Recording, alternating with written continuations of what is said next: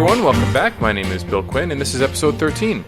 In this episode, I met up with Anthony Posada, who is the executive director and founder of Project Attica.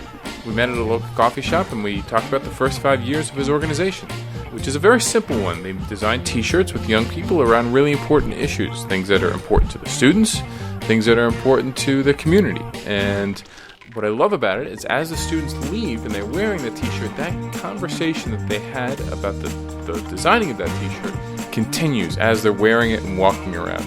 And so it continues to keep students and young people engaged in conversations about really important issues. So we talked about the founding, how we got started, some of the highlights, some of the best t-shirts we saw in the first 5 years, and where they're headed in the next 5 years. So with that, here's my interview with Anthony. I'm sitting here with Anthony Posada from Project Attica. And so, Anthony, why don't you start us off? Tell us how Project Attica came about. Thank you, Bill. To tell you a little bit about Project Attica, I have to tell you a little bit about myself. So I remember that Jackson Heights, the area where I grew up, had a lot of police presence.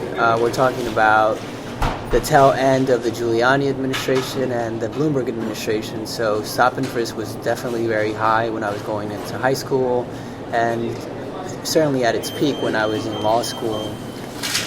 So when I saw that happening in my community, I saw it happening not only to my friends, but I saw it actually happened to me as well. I was stopped and frisked. I was put into the system. A gun was pointed at my face, basically, by two plainclothes detectives.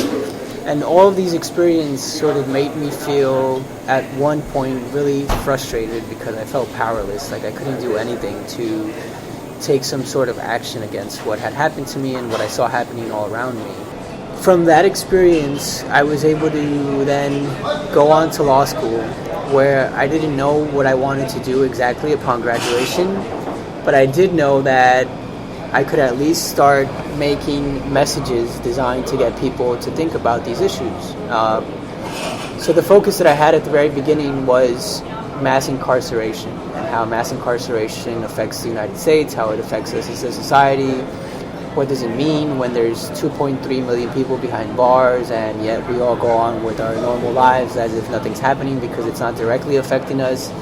So the t-shirts would have a lot of those specific poignant messages, which I just started making one every single day that I would go to law school. I'd make a different t-shirt.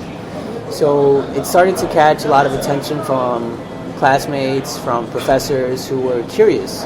A lot of people wanted to buy the t-shirts, and then ultimately I said, well, I'm not interested in selling them. I want us to have a conversation about these issues.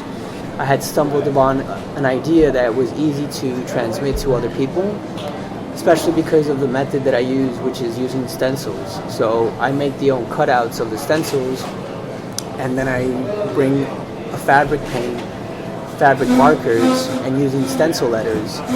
And then using the stencil images sort of allows people to build upon a larger message without having to feel that they don't have any artistic skill or they're not creative, because using the stencil is really simple, and it's a very old technique that artists have been using for a very long time.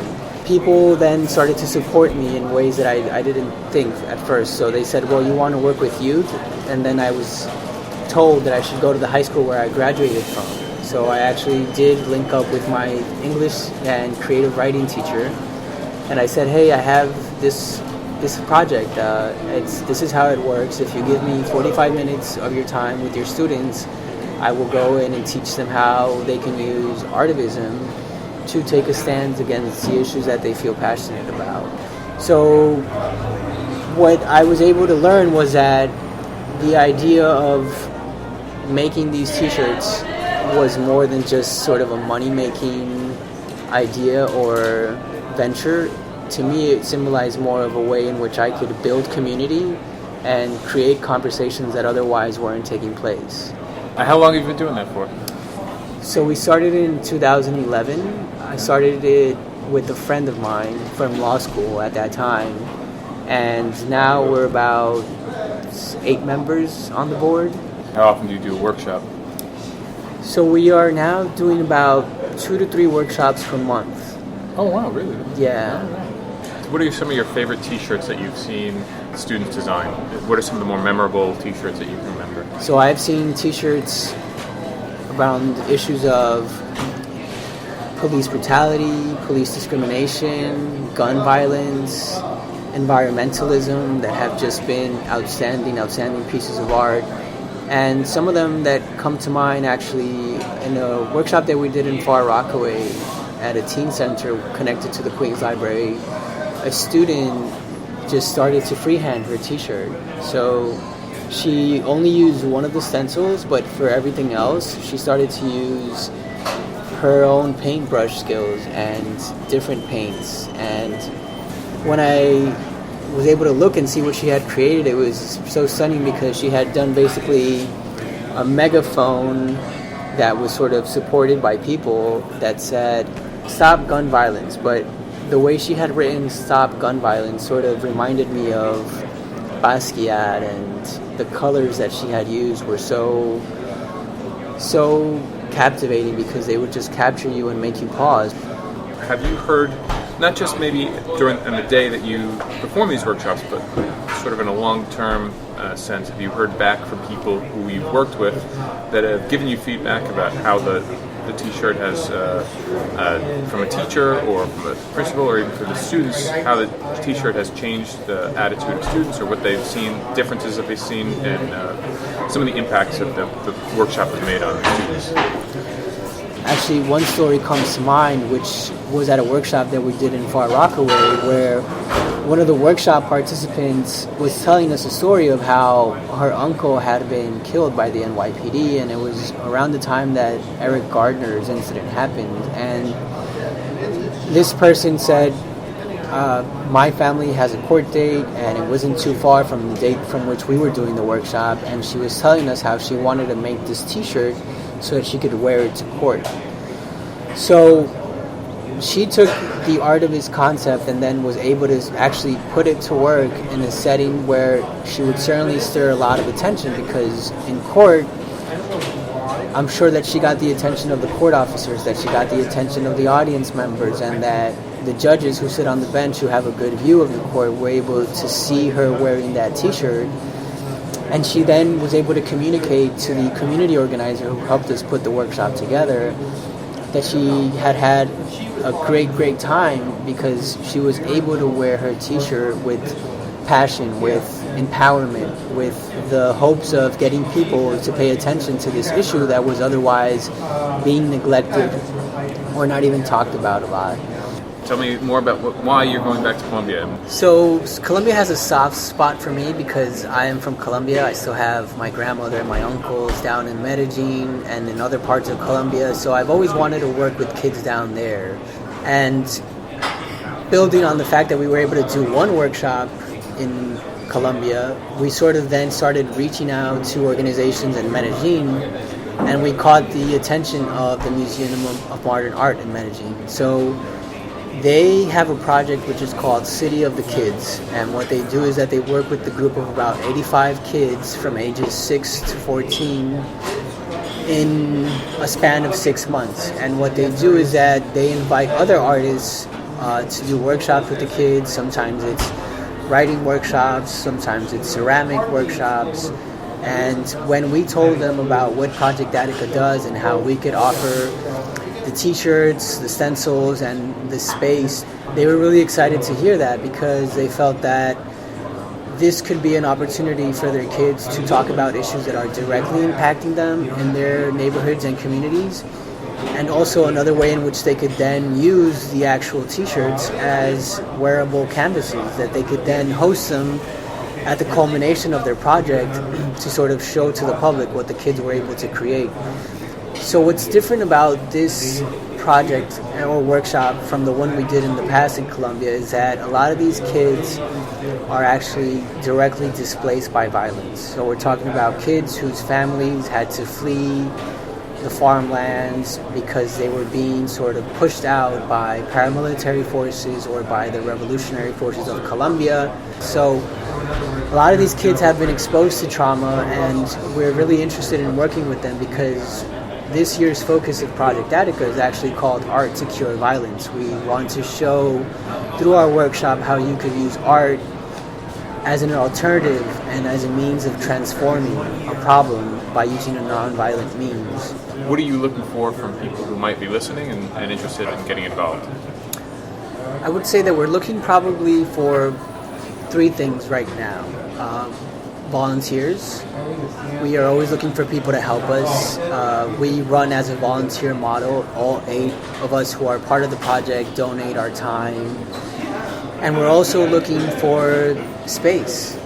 And when I say space, I sort of mean high schools, community organizations, a venue that is a community center that is available to host a workshop. We're looking for that because we are always willing to give our time and materials if we can be provided with the space and the audience. So volunteers, space, and then of course, Bill, we are always looking for financial support because, as I mentioned, we're volunteer-led. We don't make a profit from any of the work that we do, and we donate T-shirts. We donate the fabric paint, the markers. We give everything back to the kids and to the community. So people who are interested in either volunteering, providing a space, or helping us monetarily, they can do so at this point by going to our website at www.projectattica.org, and we have a tab there that says Contact Us. So it's a fillable form. They just have to put their basic information, send us an email, and let us know in which way do you want to contribute to Project Attica. At the moment, we are a not-for-profit, but we don't have a button or a tab that allows people to make donations directly to us. We're working on that at this point, but we could definitely help people navigate how they can go about making a donation to us if it's going to be monetary. This is Project Attica's 5th year, yes. And in that 5 years, what is something you've learned that you could pass on to someone else who is also doing something similar or starting a nonprofit, or what have you learned in 5 years of your organization that you can pass on to other people? I would have to start by saying they have to sit down, find the space, and write out what it is that they want to do. Because I started off with a very big idea, and I wanted to tackle many, many issues all at once. And then I started to find out, while getting the incorporation status, that it's all about honing in on what it is that your purpose is going to be about, and knowing specifically what that is. Because once you can get that figured out, everything else starts to fall into place. The filling of the application becomes easier. The finding the right people becomes easier.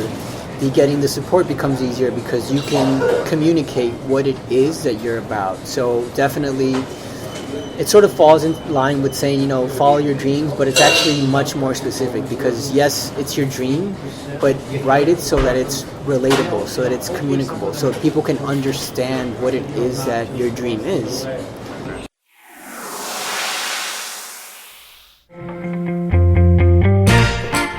So, first off, I want to say a huge thank you to Anthony Posada. He tracked me all over Manhattan. I would have never met Anthony had it not been for Angela Torregoza, who you can listen to in episode 2 of the Bill Quinn podcast. And I would have never met Angela had it not been for Jacqueline. So thank you to all 3 of those people who have been great supporters of podcasts and appreciate everything they've done for me. So with that, I look forward to talking to you next time. Have a great night. Well, if you like that episode, I have good news. There's plenty more on my website, thebillquinnpodcast.blogspot.com. Plus, you can get notices about future episodes by following me on Twitter and liking my Facebook page. The Twitter account is @bquinnpodcast. Also, you might work for an organization, run an organization, or know somebody who does work for an organization that would be a great fit for a future episode. Please get in touch. Email me at thebillquinnpodcast@gmail.com. I hope to hear from you. And no one's gotten a tattoo from their t-shirt, have they? No, we haven't heard that as of yet. All right. We just simply hit me. But it could happen.